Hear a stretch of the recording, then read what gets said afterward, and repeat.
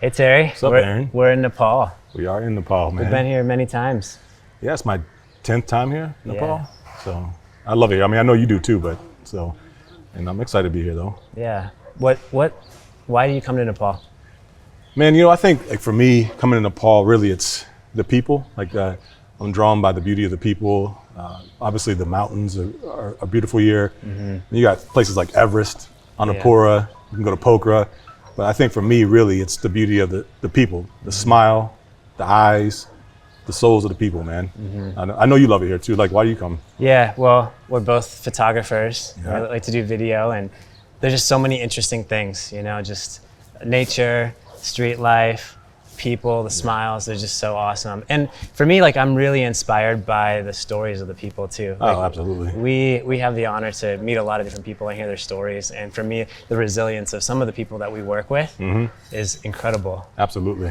Yeah, maybe we could talk a little bit about one of our friends, Devi Sara. Yeah, I mean, Devi Sara Hannah Bade, she's a powerful young lady, man. Like, my family and I, we had the privilege of hosting her for 2 years. I mean, I think you knew that. Like, she lived with us for 2 years, learning to speak English in the U.S. and just seeing her story, like just seeing how, like, man, how far she's come from the 19-year-old Hannah that lived with us to the woman she is today. Yeah. Like, it's pretty powerful, man. Yeah. So I love it. And you've got, I mean, like, you have stories about Hannah and times you met her and worked with her and stuff like that. Yeah. So I actually live in Thailand, but I'm from America. And as a Westerner living in Asia, I just see like the resilience of people, and it's so inspiring to me. Yeah. And Hannah's story is amazing. Just like she came from the Badi community, and she's one of the first people from the Badi community to get a college education and travel the world. And she's becoming a world leader. And from what I understand, as an American, that the Badi people have a lot of challenges. Totally. And it's crazy, man, thinking about this. Like, Hannah's such an example for, there's a few girls that I call my daughters here that I've gotten to meet over the past 10, times I've been here. And Hannah's been such an inspiration to, like, Vauna and Geeta, like these two girls that I met. Vauna was like the first young lady that in the Badi community that outside of Hannah that I got to interact with. And I went to her village, 2015. And I remember walking in this village with a friend of ours. I was talking to him and I was like, asking him, say, how many of these young girls in this village are like potentially going to be trafficked to another country? And I remember saying, brother, 90%. He's like, the Badi community, it's something where that's their challenge, right? And it comes to do with, lack of resources. And so when you look at somebody like Hannah, who's a huge inspiration coming from the Badi community, you think about, she's an example of hope and opportunity, right? So there's two little girls I'm talking about, Geeta and Vauna, look up to her and see the opportunity that they can have as well, And I think that's one of the things that keeps me coming back here to Nepal is those type of stories, like getting to know those people, getting to know their families, going back to the villages, meeting their families, just seeing the change in the families in some of these villages that we've been to, and I think that's definitely what keeps me drawn to come back here. You know?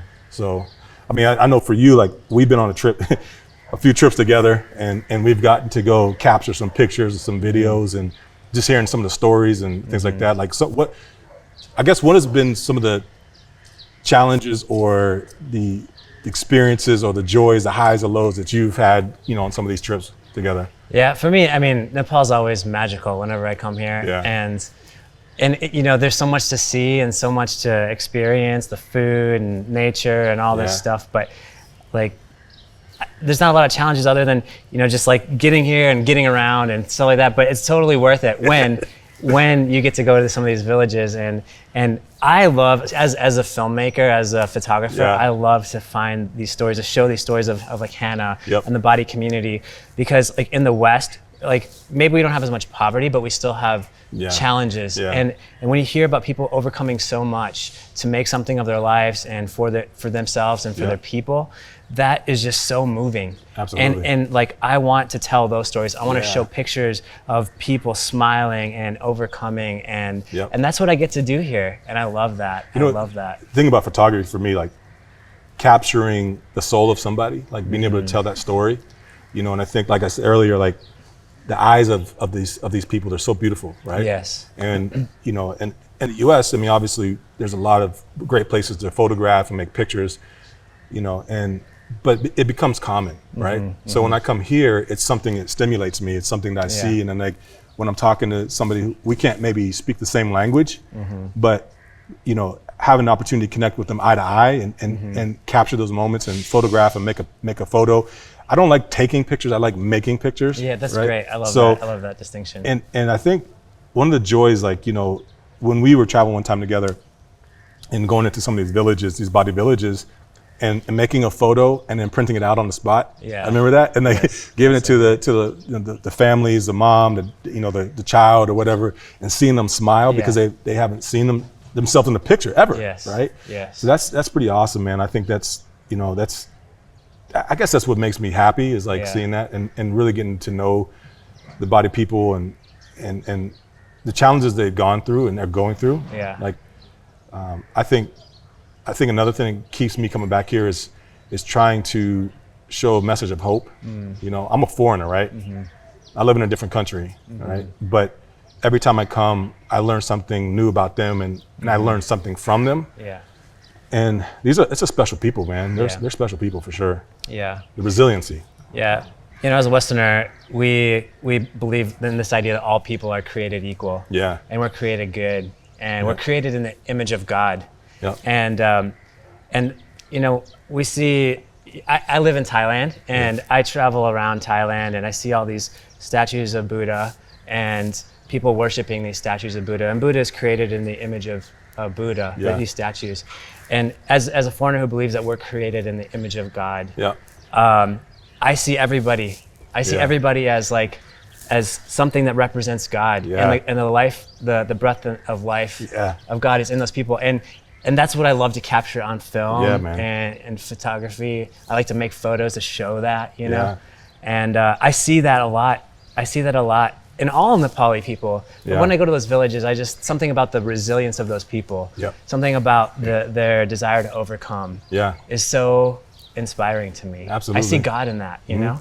You know, it's funny because like flying into Kathmandu, like when we're flying in, I call it controlled chaos, right? Because all the traffic, all the, you know, the horns and everything, you know, controlled chaos. But as chaotic as it is from, you know, that standpoint, I feel peaceful when I'm here. Like I really do. Yeah. And I think it goes back to just the relationships, the friends that I've made here. You know, knowing that I consider family here, like Hannah's like family and my brother Raju's like family, like having that safety net when I come here makes me feel connected even more to the people, right? Yeah. And so like traveling around and going to see beautiful places like Pokhara and these different places and stuff like that, especially with them, it's been a joy to do that. But as oddly as this sounds, like, and I think you know this when we talked before, when I go into the villages, as desperate as it is in the village, in the situation that they're in, it's so crazy to still see people smiling. Yes.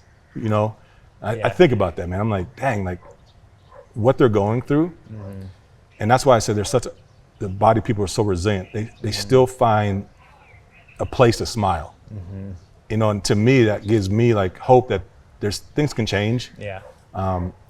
And just one life, one person, one story at a time. Yes. You know, and I think for young people that may not know that if they have an opportunity for their life to change or situations to change, you know, I mean, I just always say, look at my sister, look at Hannah, you know, look at Gita, look at Bauna, look at all the girls that have come out of those situations that are doing great things with themselves. You know, there's, like I said, I've been here 10 times, you know, there's other stories. There's, you know, a young lady named Sangita who was like the first body nurse, like her story. Wow. Another friend of mine, her name's Susan, like she's a banker from the body community. She's, you know, educated and doing great things. So I think that gives me joy, man, seeing that.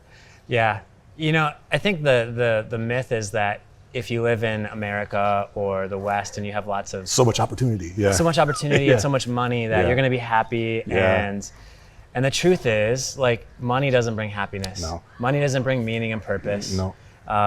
Money doesn't like make anything that much better. Maybe we have. I don't want to minimize. Like we have. No, but I say money gives you more options. Yeah. But more choices lead to stress sometimes, right? Stress, more money, more problems. Yeah, that's right. That old song. More money, more problems. Yeah. But what's cool is like, I see these people who don't have a lot. Right. And they have joy. Right. And they have meaning and purpose. And they have passion. And that's so inspiring. Yeah. And like, so as somebody who has access to opportunities, to money, I mean, I'm not, by no means am I anywhere near the richest person in the West. Sure. I'm middle class. So wait a minute, you're not like Elon Musk? I mean, no, not at all. I mean, I'm maybe middle class, upper middle class, something like that. But you know, I have something that I can give. Yep. And it's like an exchange, right? Like when I take these photos and I capture video, I want to go back and tell my friends about what's going on here, because like I want to give and I want them to give. Right. Because they have money and they have wealth and opportunities, but I don't want them just to give. I want it to be an exchange. And that's important right there, what you just said. That's an exchange. Getting to be part of the story. Right. Yep. Well, and that's exactly it for me. I get so much. Yeah. I get so much from Nepal. Yep. I get so much from the Bade people, from our friends and family. Like, they're almost our family now here. I get that. And it does something in my spirit and my soul. And I want to bring that back to my friends in the US and in Thailand where I live, and share their stories, because it's so great for me, for my soul. It helps me grow as a person. And I want to share that with other people and give that to them through photos, through videos. And I want to get opportunities and funding or wealth to give back to the Bade community, because they've done so much for me. Absolutely. You know? And okay, so we get to work together. Yeah. And we work for an NGO. Yep. And we try to provide opportunities for the Bade community. Yep. And there's something called G10. Oh man. You want to talk about it? Yeah, that's for sure. Like G10 is something that we just launched this past year, and it's such an amazing program. And why I'm so excited about it is because I was having a conversation with Hannah. We were having breakfast, and she said, you know, brother, we do a great job of dressing these girls up and sending them back to the village. And I said, you know, what are you talking about? You know, like, she's like, we educate them, they're healthy, they learn English, they learn things, but after grade 10, there's no opportunity for them. They go back to the village. Yeah. So that, man, that really, I mean, that messed with me, you know? That was hard. And she's like, you know, brother, I am where I am because I had opportunities. And she goes, I feel like we need to give these girls, you know, opportunities like I had. Yeah. So we started talking about, like, dreaming about what could that look like? What can we do? Like, you know, because that really hurt me when, you know, we helped them come to Kathmandu, get education, get healthy, medical, all these things, but we don't close the loop. That bothered me, man. Like, you know, like, and I think that's something I was like, we got to figure that out. So the G10 program is, you know, it's an opportunity for these young ladies to go to college. You know, which college to us in the U.S. is like, you know, university and things like that, right? But I learned that college here is grade 11 and 12. And so if these young ladies don't have an opportunity to go to grade 11 and 12, where do they go? They go back to the village, back into a vulnerable situation. And so we started this program called G10, where they're going to be able to go to college. There's scholarships for them. And then after that, hopefully we can help them go on to university, right? Or find a job, give them a skill, like whether that's tailoring, whether that's, you know, a beautician, whether that's a barista, whether that's in the hospitality, whether, you know, some of them may want to go on to further education in like engineering or become a flight attendant or something like that. And that's what the G10 program is about, is creating that opportunity for them, because they deserve it. You know, they deserve that opportunity. Like you said earlier, like humanity, right? Like in humanity, like we should want to help other people. You know, we shouldn't want to take. You know, we should want to be able to give opportunity. If you have the ability to give, I think it's important that you exercise that ability and that opportunity to give, right? Not to take. You know, being a consumer is fatiguing. Being a giver is joy. There's a quote that I love that says, the generous, their world gets larger and larger. The stingy, their world gets smaller and smaller. So why wouldn't I want to be generous? Right? I love that. So, and I think that's where the G10 program gets me excited about, because we have an opportunity to be generous, to give these youth, these young kids, 15, 16, 17 years old, these young ladies and boys, an opportunity to be something, you know, new, or how you want to say it. So that's exciting, man. There's this ancient Hebrew story about a rich man and a guy named Lazarus. Yeah, yeah. And the rich man eats every day in wealth. Yeah. And Lazarus sits at the gate and just begs for scraps. Yeah. And the rich man occasionally throws a few scraps to Lazarus's way. And then they both die. Yeah. And Lazarus is like in a good place, in a place of comfort. And the rich man is in a place of torment. Yeah. But when I heard that story for the first time, what stood out to me was that the God in the story knew Lazarus' name, and the rich man's name was never said in the story. And I just think that's like so powerful. Insightful and powerful. Like I feel like our humanity, like we are human when we give, right? And we're human when we're able to like receive too, like give and receive. It's an exchange. It's a balance. Yep. Yeah, and I feel like this world is so much about like taking from others and taking advantage, and I hate seeing that. Yeah. You know, and so I think maybe that's partly why I love coming here too. Is like I just want to give opportunities to people. I want to know the names of my friends who don't have maybe as much, but maybe have more joy. Yep. You know, and together we can make each other human. It's like when I said earlier, right? Like we're talking about when I come here, I learn something new and I learn something from them, right? And you know, I come from a place where I have the ability to help, you know, with resources and different things. Maybe it's time and talents and things like that. When I leave here, I feel like I've received love. Yeah. Right? Mm-hmm. And a lot of the people group that we work with here, right? The Dalit and the Bade people, they can't give me anything monetarily. They can't give me anything from a big gift, a physical thing type of thing. Yeah. But the joy, the smile, the love that I feel, that's something that's priceless. Yeah. You know? Yeah. And I think like that's why I said it's a balance, the give and receive. Like I'm able to help them with different opportunities. Yes. But they show their appreciation by joy and love and smiling. And I think that's something that I receive and take away. And I was talking to Hannah yesterday and Raju yesterday. I said, you know, when I leave from the U.S. and I come here, I'm not sad. I'm like, I'm excited. I'm like, I'm ready to get to Nepal. Nepal's my second home. But like 2 or 3 days out from me going back home to the U.S., I get real sad because I know I'm coming back. I just don't know when, and I feel like I'm leaving someone here. Like I feel like I'm leaving family here. So it's like it's tough, you know. And I think that's what, you know. But it's all the relationships that we've made here. Yeah. You know, all the friends we've made here. Yep. All the stories that we've gotten to see. Like that's what I miss. You know. Yeah. So. Yeah. Yeah, it's really an honor. It's an honor to be able to come here and to meet people and hear their stories and and share those with people back in the U.S. And I look forward to it every single time. Yeah. You know, I've been coming maybe once a year. My hope is to come 3 to 4 times a year. Yeah, you might pass me up, man. Well, it's easier for me. I live in Thailand. Yeah. But also, you know, I love the food. I love momos. I love all that stuff, man. It's so good. It's so good. I look forward to that. I look forward to just coming and going to different places and seeing what they have and trying new things. It's just great. I love the spicy food. Yeah. I love it. I do like the pito spicy. But I tell you what now, this trip I had to lay off the spicy food because, sometimes it's not, when you're used to eating like non-spicy food, you're foreign, American Western palate, and you come here. It's a bit much, but hey, it's worth it. It is. Actually, in Thailand, the food is a little bit more spicy. Really? Yeah. No, man, I'm not doing that then. So when I come here, I look for like the spicy stuff because I'm used to that. Yeah. It's like if I don't eat that, it's not good for me. No, I think one of the things, as we talk about this and think about other opportunities is like, you were talking about telling stories, right? Yeah.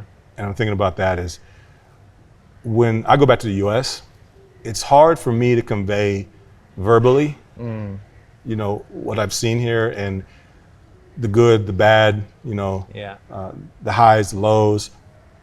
But when you show somebody a photograph and you can tell the story of that person, I feel like that's where people connect. Yeah. I think like, one of my favorite photographs that I've ever made here was out in Surkhet, in a village out in Surkhet, of this little boy, and he had an umbrella, a green umbrella, and he was just standing there, and he couldn't have been any more than 3-4 years old, and I started thinking about like his story, like what is his future, what is his future, and looking at that, and his eyes, like he's staring right into the camera. Yeah. His body's turned aside. I can describe this picture. And he's just kind of holding the umbrella like this on his shoulder. Yeah. And I said, I look at him, I'm like, that kid's got a future. You know, some people would say no, he's a village boy. He's, you know, in a poor village. But I think going back to when I take this picture back home and I show people this picture and tell his story, it's like there's so much opportunity to help, you know, to see people's lives change. Yeah. Yeah. And again, I know we keep talking about her, but like Hannah coming from the same village, and she's an example. And then it's not just her story. There's, like I said, Sangeeta, there's Susan, there's, I mean, I could go on and on of the young ladies that I've been able to, you know, meet since 2015 to see where they are now. Yeah. Man, it's amazing. There's hope for the youth of Nepal. I really believe that there's hope. Yeah. I really do believe that there's hope for the youth of Nepal. Yes. So. Yeah, that's good. Yeah, I have a studio in Chiang Mai, and I have pictures that are of Nepali people. Big pictures up in my office to remind me that we all have a great story. Yeah. And it inspires me to tell stories of people and amplify voices. That's actually what I call my studio, the Amplify Voices studio. Man. That's awesome. Because we have an opportunity to share our voice, but our voice is like, it's okay. But some of the voices that we hear here, some of the stories we hear are just amazing. Yeah. And I love that.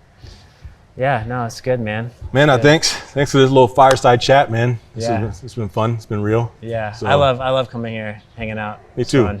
Get some time together, my brother. So appreciate you, man. Love you, Aaron. You too. Love you too, man. Yeah, man. All right.